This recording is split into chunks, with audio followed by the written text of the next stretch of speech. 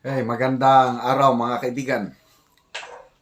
Ito, si Atty. Panelo, mayroon siyang matinding hamon kay Congressman Tambunting, yung chairman sa Committee on Franchise sa Kamara.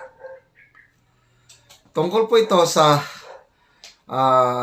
pahayag ng kagalang-galang congressman na alam niya na kung sino ang source ni Ka Eric sa Senado. Yung bang nagbigay ng impormasyon na 1.8 billion ang travel expenses ni Speaker Moldes. Alam na daw. Dahil sinabi sa kanya ni Ka Eric. Si Ka Eric naman, ang sabi, hindi ko sinabi. Wala akong sinabing ganyan. Never ko na i-reveal ang pangalan ng aking source. Oh. So magkabaliktad. Someone is telling a lie. Excuse me. May nagsisinungaling sa dalawa. So, sino ang mas kapanipaniwala? Ang kagalang-galang na congressman o ang nakakulong na anchorman? Galing ano? Magandang rhyme. Ako, mas naniniwala ako kay Ka Eric. Dahil in the first place, nakulong siya dahil doon eh. May malasakit sa kanyang mga sources. Okay? So I don't know. Hindi ko maintindihan si Congressman Tambunting bakit niya nasabi na alam niya ng source. Kaya ang hamon ni Atty. Panelo, i-reveal mo ang pangalan. Karapatan ng publiko na malaman kung sino yung source na yan at imbestigahan nyo na run after him or her. Sige, anong ginagawa nyo? Kaya lang, meron na bang sinabing pangalan ng kagalang-galang na congressman?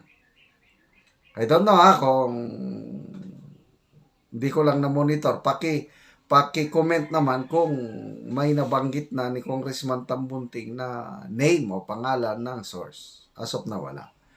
Kaya, Atty. Tambunting, hamon ng taong bayan, pwede ba i-reveal nyo ang pangalan ng source kung totoo na sinabihan kayo ni Ka Eric?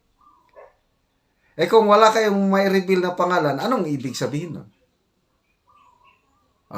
Ewan ko na lang. Taong bayan na lang ang humusga. Okay, pakinggan natin mga kaibigan ang buong paliwanag o hamon ni Atty. Panelo sa kanyang programa Itawag Mo Kay Panelo sa SMNI. Tinatanggi nung sinasabi niyong nagsabi sa inyo. Ano ba ang totoo? Di ba? Hindi natin malaman. Kasi simple lang yan para malaman mo kung totoo ang sinasabi niya. Tanangin mo, sir, sino ang source? Sino yung sinabi sa inyong source? Kasi kung meron ng sinabing source, you have to go after that source. Hindi. At since nasabi na, i-release nyo na. Kasi the reason why siya ay pinakulong ninyo sapagkat ayaw niyang i-reveal yung source, ay na-reveal na pala sa'yo. Ikaw ang chairman ng komite. Then it behooves you to issue an order of release. Kasi nasabi na eh. At obligasyon mo rin na sabihin sa taong bayan kung sino yung source na yon and you run after him or her. Hindi ko naman maintindihan itong mga nagpapatalsik doon sa Ambassador Wang. Gusto nilang gawing persona non grata. Wala naman itong ginawa na... Kasi pag persona non grata, dapat may mga deklarasyon yung ambassador nila na talagang bumibira sa atin. Wala naman akong so far, yung pinaka-recent nila, ang palagi naman niyang payag, paulit-ulit din yung mga dati niya nang sinasabi.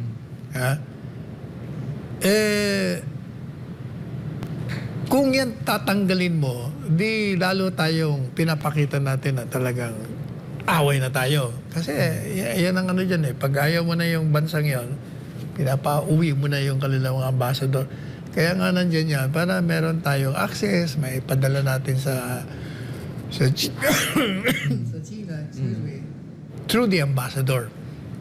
Kaya mali naman itong pinaalis nila. Patawag mo at kausapin nyo. Yun.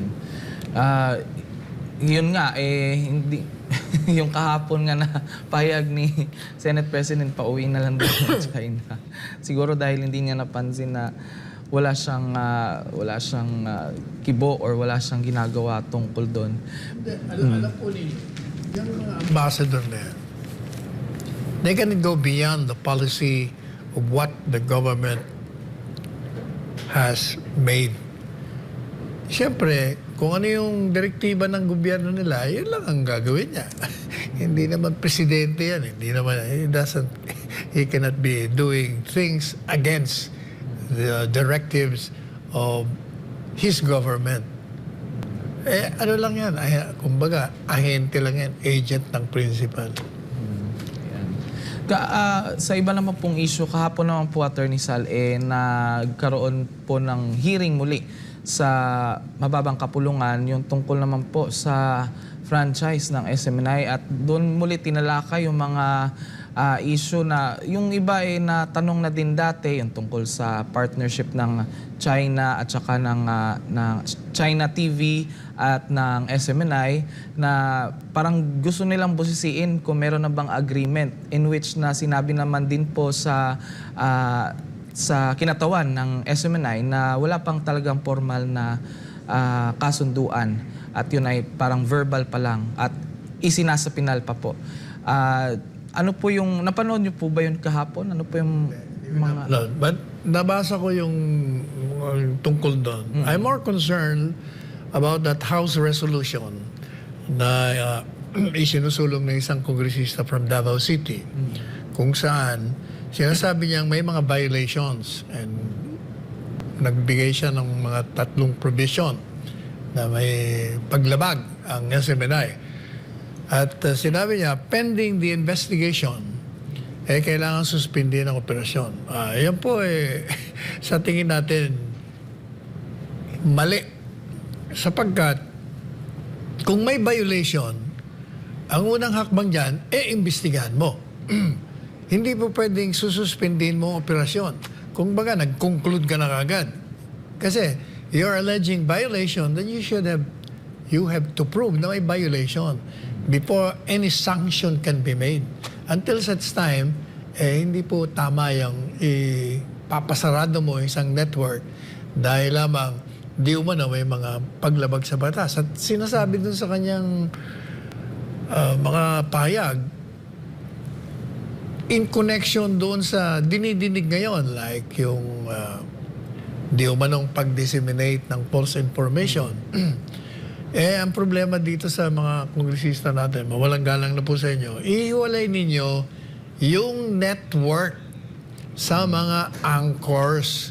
Hindi po pwedeng pagkaisa inyo sapagkat iba ho ang entity ng network doon sa mga anchors. Kaya nga ho tayo palagi may disclaimer na tinatawag. Yung mga pahayag, opinyon ng programang ito ay hindi nangangahulugan o na naglalarawan na ito ang pahayag at opinyon ng studyong ito o ng network na ito. Ibig ko sabihin, ang mga anchors sa isang network, lahat ng network, meron po silang laya na magbigay ng kanilang opinyon, komentaryo sa mga nangyayari sa ating bansa. So, balit, pag sila ay lumabag sa regulasyon ng batas, sapagat hindi naman absoluto ang karapatang magsalita at magpahayag. The freedom of speech and of expression is not absolute. It is subject to libel laws.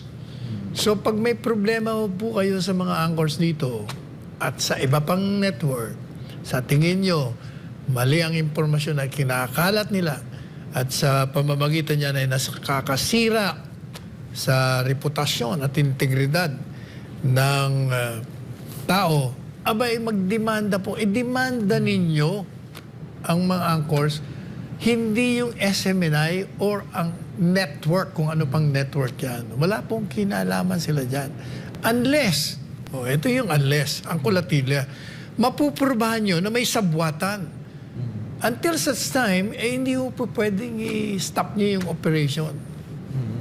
Ayan. Sapagat yun ay paglabag sa constitutional due process of law. Due process says it hears before it condemns. So if you're accusing this network of violations, then you must give it the chance to defend itself and not to outright suspend the operations of the same, because that would be illegal and unconstitutional. Kaugnay naman po niyan, Attorney Sal, napag-usapan din po ng chairman ng committee doon sa House ni Representative Tambunting na nai-reveal na po raw ni Ka Eric sa kanya yung source niya sa isang sa panayam sa kanya sa isang ambush interview. Pero sinabi naman din po ni Ka Eric na hindi daw po ito totoo. So ang tanong po dyan, Attorney, is ano po ang pwedeng maging consequences kung napatunayan na hindi totoo yung pahayag ni Representative Tambunting, na hindi pala ni-reveal ni Ka Eric sa kanya yung source, where in fact sa ambush interview kahapon ng mga taga-media, sinabi daw ni Ka Eric sa kanya ang kanyang source. Tanungin umuli si Tambunting, kay Congressman Tambunting, tanungin ninyo. Tinatanggi nung sinasabi niyong nagsabi sa inyo. Ano ba ang totoo? Di ba? Hindi natin malaman. Kasi simple lang yan para malaman mo kung totoo ang sinasabi niya. Tanungin mo, sir, sino ang source? Sino yung sinabi sa inyong source? Kasi kung meron ng sinabing source, you have to go after that source. Hindi. At since nasabi na, i-release nyo na. Kasi the reason why siya ay pinakulong ninyo sapagkat ayaw niyang i-reveal yung source, na-reveal na pala sa'yo. Ikaw ang chairman ng komite. Then it behooves you to issue an order of release. Kasi nasabi na At obligasyon mo rin na sabihin sa taong bayan kung sino yung source na yon, and you run after him or her.